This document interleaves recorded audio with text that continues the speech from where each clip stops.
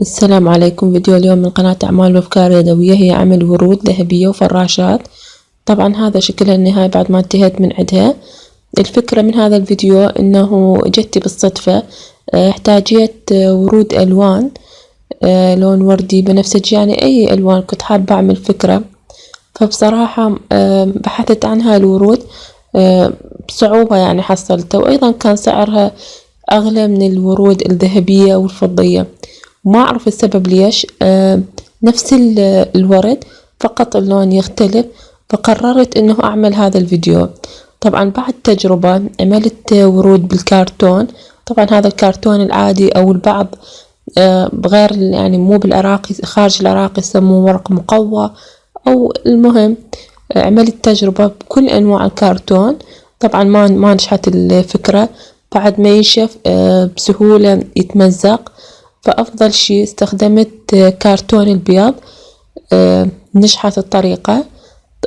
الكرتون البيض يكون نقدر يعني حتى بعد ما ينشف الغيرة، طبعا راح تلاحظون بالفيديو بعد ما ينشف الغيرة نقدر نتحكم به. وأيضا الدليل إنه عملت فراشة، وراح تلاحظون فراشة لازم تكون أجنحة نطويها. ونبلش بالفيديو. نحتاج الكرتون، طبعا مثل ما تكلمت بالبداية، كرتون بيض، ونحتاج الغرة، ونحتاج الجليتر أو اللماعي. هذا اللون البنفسجي بس مبين بالكاميرا أزرق، اللون الذهبي. وهاي علب صغيرة للألوان، اللون الأخضر، الوردي، البني، أيضا لون ذهبي راح أستعملها. وأيضا مقص ومسدس السيليكون. وأيضا استعملت الأكسسوارات، أو إحنا نسميه خرز، بهالشكل يكون يشبه قطرة الماء.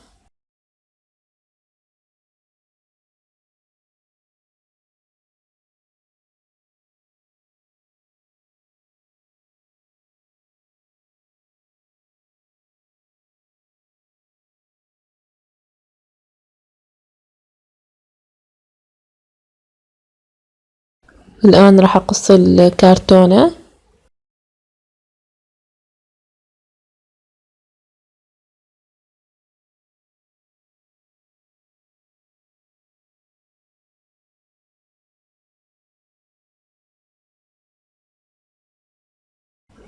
طبعا أصبحت بهالشكل هذا مثل ما تلاحظون.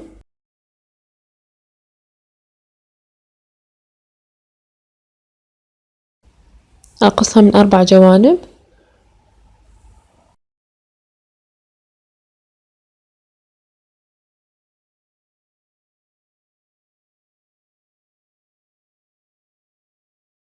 بهالشكل.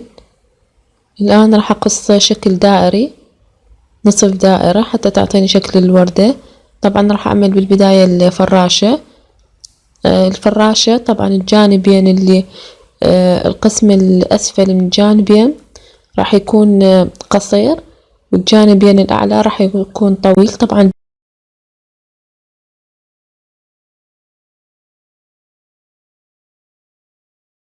بهالشكل هذا مثل ما تلاحظون شكل الفراشة. الآن راح أطويها حتى تعطيني شكل الفراشة. هذا شكلها أصبح. الآن راح أكمل قص الورود.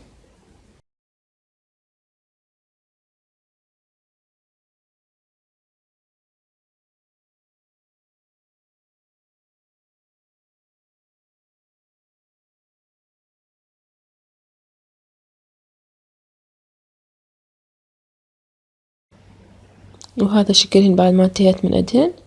الآن راح أضع غرة، وأضع الألوان الجليتر أو اللماعي.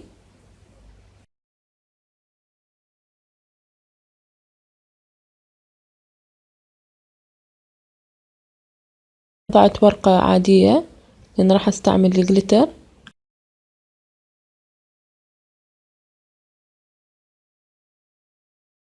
الآن أضع الغرة. طبعا الغرة أضعها من جميع الجوانب حتى الجليتر أو اللماعي يلتصق من كل الجوانب.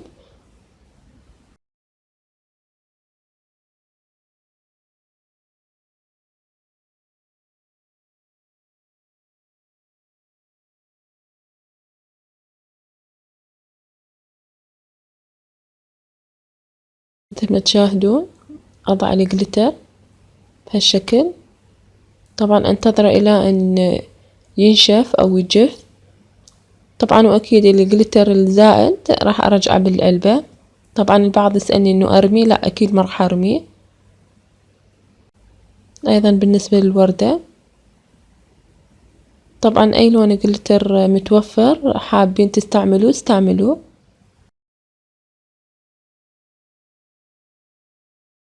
أيضا بالنسبة للون الأخضر مثل ما تشاهدون أتركه لأن ينشف.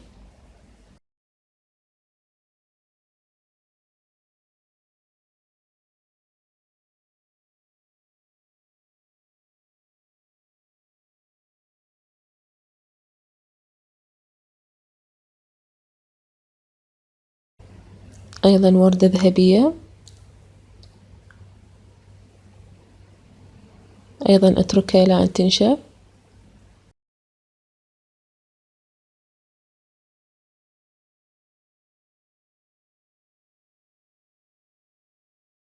طبعا هاي الورود اللي عملتها وجفت، لون بنفسجي وذهبي. وأيضا هاي الفراشة اللي عملتها، طبعا الفراشة شكلها بالحقيقة جدا جميلة.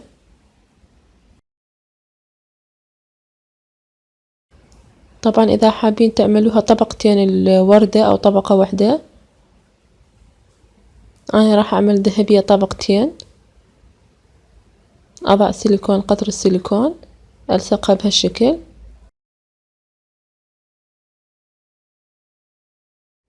وأيضا راح أضع حبة لولو أو خرزة بيضة بالوسط. أضع قطرة سيليكون وألصقها بهالشكل.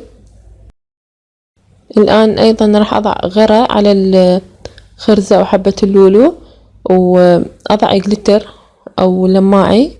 إذا حابين تبقوها بهالشكل تبقى حسب الذوق والرغبة.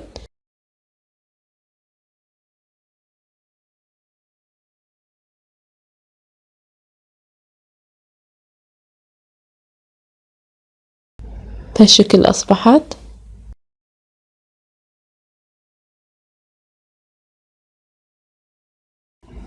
وأيضا بالنسبة للوردة إذا حابين تعملوها طبقة واحدة، يعني راح أضع أيضا خرزة بالوسط أو حبة لولو، وأيضا راح أضع غرة ولماعي أو جليتر نفس الطريقة.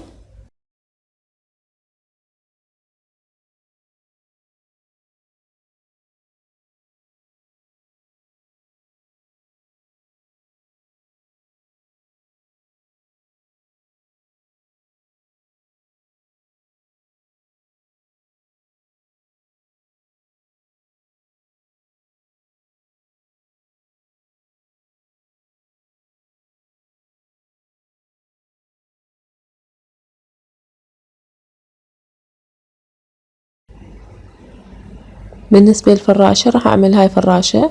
طبعا كان مفروض أقصر الجانبين اللي بالخلف، بس نسيت أقصرهن، فالآن راح أقصهن بالمقص حتى أقصرهن. أيضا أعملهن على شكل نصف دائرة.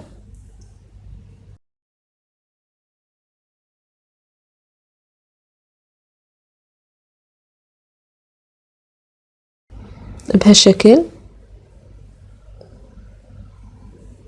متساوية الأطراف. الآن راح أطويها.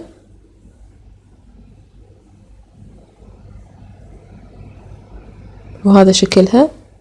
الآن راح أزينها.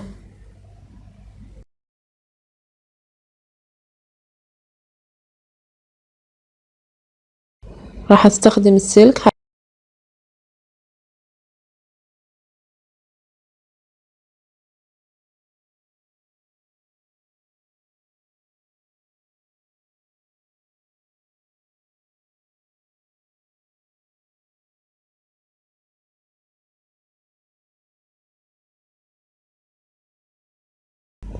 ألفهن على قلم عادي أستخدم حتى تصير نصف دائرة.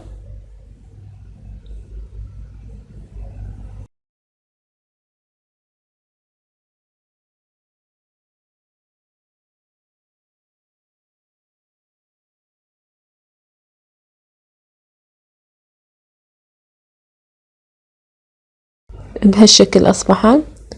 الآن راح ألصقهن بالسيليكون مع بعض بهالشكل.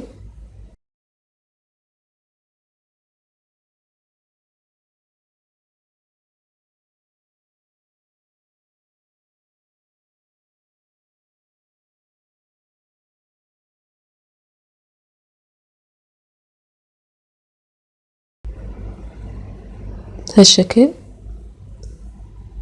الآن راح ألصقها على الفراشة.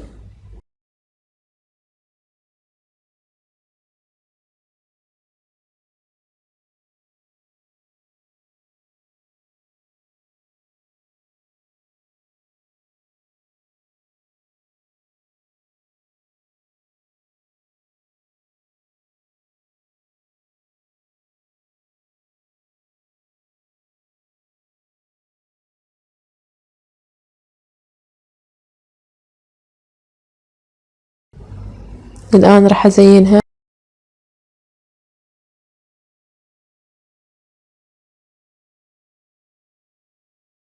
أضع خرز على الأجنحة حتى تعطيها جمالية للفراشة.